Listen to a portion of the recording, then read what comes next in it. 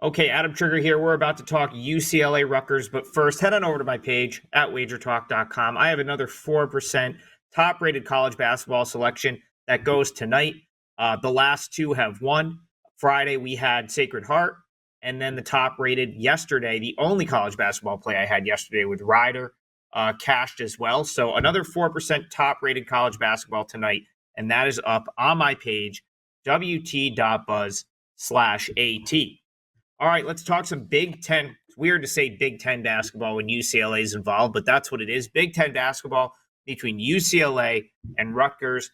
UCLA still on the East Coast out here in Piscataway, New Jersey tonight.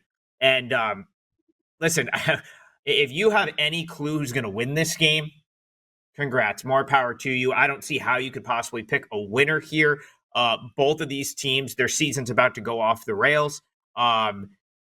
It's just, in my opinion, almost impossible to pick a winner, but I'm going to talk more about the total. So, let's just set it up by talking about Rutgers, two of the best talents, individual talents in Dylan Harper and Ace Bailey that are in college basketball right now. A ton of hype coming into the season, but the team is 8-8 and they're 1-4 in Big Ten play. UCLA had a string of huge wins, Oregon, Arizona, Gonzaga.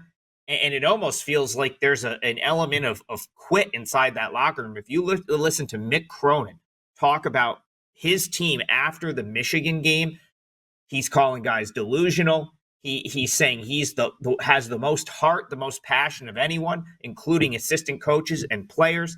And you would think that would get UCLA fired up to go and give a good effort. That was not the case. They go on the road on Friday night in a winnable game against Maryland and get completely blown out. So you've got two teams that come in totally desperate. Both teams have lost 3 straight. Neither team has been competitive in their last couple games. I understand, let's put just for the side for a second, I understand the move to UCLA because if UCLA plays to their potential, their ceiling is higher than Rutgers. So I understand why people have bet this up from the open of 2 to 3.5. But I think if you get both teams giving a desperate effort, it's like the best way to approach this is probably under the total, under 139. Because UCLA, when they're playing their best, their defense is elite.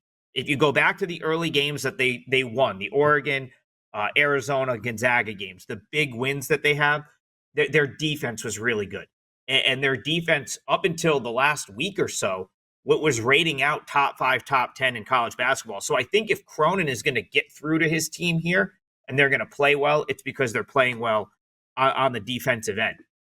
Rutgers, on the other hand, this is not your typical Rutgers team. It's almost like this experiment didn't work. So if you followed Rutgers basketball, Steve Pikiell is all about, toughness, defense, a gritty team. And he went away from that this year to sort of accommodate Ace Bailey and Dylan Harper, who are 2 NBA draft picks. The problem is they're surrounded by less talented guys. It just hasn't really worked out. This team is a little bit softer than they've been in years past defensively, and there's just not enough of a supporting cast. So I think but the problem is right now, Dylan Harper doesn't look like himself. The last 2 games just hasn't been himself. He's not scoring.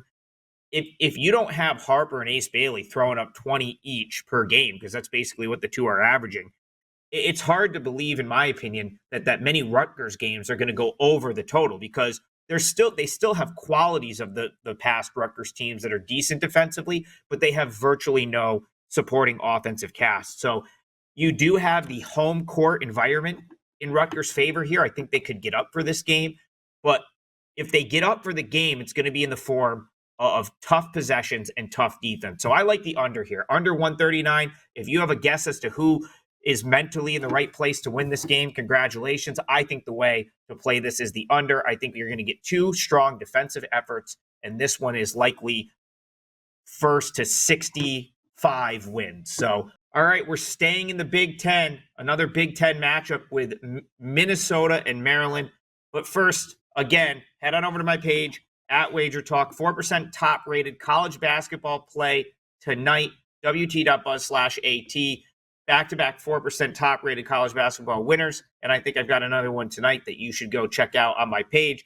All right, Minnesota, Maryland. This this time of year always makes me laugh because you're going to have what I call the casual expert here in college basketball. Football's ending, and suddenly we're going to have a slew of quote unquote college basketball experts that are kind of just tuning in now, didn't pay much attention in November and December. And I can already tell you're going to hear this game because there's not many games tonight. You'll hear this pop up on shows, and you're going to hear a very basic handicap. Well, it's Maryland or pass for me because Minnesota is just terrible. I guarantee you, if you go watch other shows, you will hear that ad nauseum today if you're listening to people talk about this game.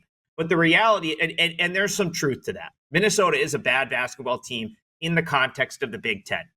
But Maryland is not an elite team in this league, in my opinion, and I don't think they should be laying 15.5 here. And I'm going to also define why I think Minnesota is bad, but also why they definitely have some value against this number. So first with Minnesota, again, bad in the context of the Big Ten. I pulled up their numbers and their metrics against in the context of the entire country, all of college basketball. I actually expected them to be worse. They're a fringe sort of top 100 defensive team nationally per the numbers. And offensively, they've been terrible at times, but they've shown flashes of being able to put the ball in the hoop. I'll point out the Ohio State game, 89-88 final, as an example of that. They have an elite player in Darson Garcia. Darson Garcia is a guy that I think any of these Big Ten teams would love to have on their roster. So it's not like they're totally void of any talent. 18.4 points per game. He can't do it all himself. But again, like oftentimes these bottom feeding teams don't have a guy like Darson Garcia. So what it comes down to here, in my opinion, is consistency and Minnesota's ability to get stops, but also their ability to make some shots to stay in this game. And because I don't trust their consistency, this is not going to make my client card. But there's certainly a path for Minnesota covering this number. And I actually think the path to Minnesota covering here is better than the path to Maryland winning this game by 16 or more. So, you've got an 0-5 Minnesota team in the Big Ten.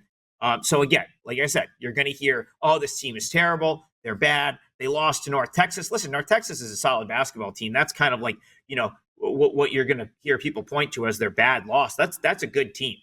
So I don't even think that's that bad of a loss. And again, they're super inconsistent offensively, but they have the right mix to cover big numbers like this. What is the mix? Well, they give a really good effort on defense. They are they're top 20 team in the country in shot and block shots. Okay. They can test shots. They play hard on defense. Like I said, that defensive rating. So I'll use Evan Maya's number. His defensive rank has Minnesota 112. That was surprising to me. I thought it was going to be lower. So that's in my opinion a plus in the column for Minnesota. The other thing is they play very slow. They play one of the slowest tempos in the entire country. So you've got a team that will defend, that plays slow. If Maryland has an off shooting night, they're not winning this game by more than 16. And then the other thing is Minnesota's being priced as a bottom offensive option right now, in terms of like what they average points per game. But listen, every once in a while, they're going to hit some shots. Go back to the Ohio State game, 89-88 final.